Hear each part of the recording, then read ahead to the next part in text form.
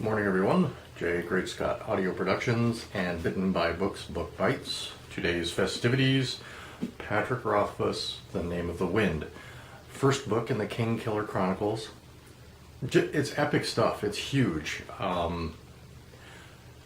The first book it's kind of an internal monologue journey of a man who is a great hero. Doesn't want to be. I'm going to just dive right in. We're kind of into chapter 3 or 4, simply because the setup in the early portion of the book really doesn't give you much of a taste of anything. It's just kind of a bunch of guys hanging out in a bar dialoguing. Our hero, Kvothe, is being confronted by something he wasn't ready to be confronted with just yet. Hours later, the common room had a warm, jovial feel to it. Kote was kneeling on the hearth, building up the fire, when someone spoke behind him. Kvothe? The innkeeper turned, wearing a slightly confused smile. Sir? It was one of the well-dressed travelers. He swayed a little. You're Kvothe. Kote, sir. Kote replied in an indulgent tone that mothers use on children and innkeepers use on drunks. Kvothe the Bloodless, the man pressed ahead with the dogged persistence of the inebriated. You looked familiar, but I couldn't figure it. He smiled proudly and tapped finger to his nose. Then I heard you sing, and I knew it was you. I heard you in Imri once. I cried my eyes out afterward. I never heard anything like that before or since. Broke my heart. Excuse me.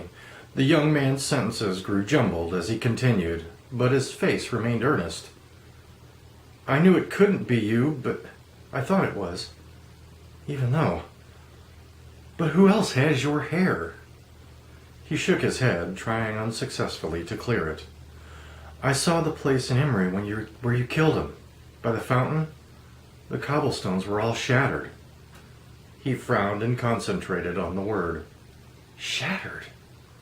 They say no one can mend them. The sandy-haired man paused again. Squinting for focus, he seemed surprised by the innkeeper's reaction. The red-haired man was grinning. Are you saying I look like Kvothe? The Kvothe? I always thought so myself. I have an engraving of him in back. My assistant teases me for it. Would you like me to tell him what you told me? Kote threw a final log on the fire and stood. But as he stepped from the hearth, one of his legs twisted beneath him and he fell heavily to the floor, knocking over a chair. Several of the travelers hurried over, but the innkeeper was already on his feet, waving people back to their seats. No, I'm fine. Sorry to startle everyone. In spite of his grin, it was obvious he'd hurt himself. His face was tight with pain, and he leaned heavily on a chair for support.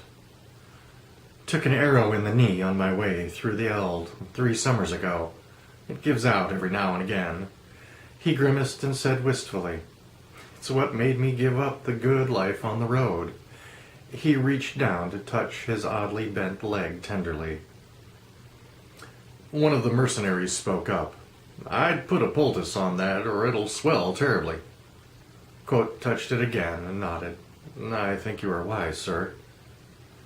He turned to the sandy-haired man who stood swaying slightly by the fireplace. Could you do me a favor, son? The man nodded dumbly. Just close the flue. Kote gestured toward the fireplace. Bast, will you help me upstairs? Bast hurried over and drew Kote's arm around him. Kote leaned on him heavily with every step as they made their way through the doorway and up the stairs. Arrow in the leg? Bast asked under his breath. Are you really that embarrassed from taking a little fall? Thank God you're as gullible as they are, Kote said sharply as soon as they were out of sight. He began to curse under his breath as he climbed a few more steps, his knee obviously uninjured. Bast's eyes widened, then narrowed. Coat stopped at the top of the steps and rubbed his eyes. One of them knows who I am, Coat frowned. Suspects. Which one? Bast asked with a mix of apprehension and anger. Green shirt, sandy hair. The one nearest to me by the fireplace. Give him something to make him sleep. He's already been drinking. Nobody will think twice when he happens to pass out. Bast thought briefly. Nightmane? Menka. Bast raised an eyebrow, but nodded. Coat straightened. Listen 3 times, Bast. Bast blinked once and nodded. Coat spoke crisply and cleanly. I was a city-licensed escort from Raylin, wounded while successfully defending a caravan. Arrow in right knee. 3 summers ago. Summer. 3 years ago. Summer. A grateful Kael'dish merchant gave me money to start an inn. His name was Deolin. We were traveling from Purvis Mention. There was a period. We were traveling from Purvis. Mention it casually. Do you have it? I hear you 3 times, Reshi, Bast replied formally. Go. Do yourself a favor. Grab these and savor them. Patrick is a phenomenal writer. He can grab you and just take you in. I lost track of several days when I read this for the first time, and the second time for that matter. 3-book series. Last one just came out about a year ago. So please pick them up, enjoy them. Next time we're going to go visit, well, the future and the present with Dies the Fire by S.M. Sterling. It's the first book of the Emberverse. It's written, it's centered around here in the Pacific Northwest, and something happens. It's called The Change, where nothing electronic, gunpowder, nothing works. We're basically sent back to the time before guns, an agrarian society, Middle Ages, if you will. And this is a tale of several groups of people who survive and how they survive. Excellent stuff. And then the week after that, I think we're going to go visit Mr. Scott Lynch and his first book in the Gentleman Bastard series, the first book being The Lies of Lot Lamora, which was amazing.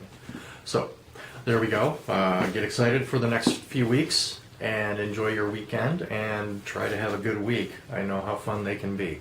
Thanks again.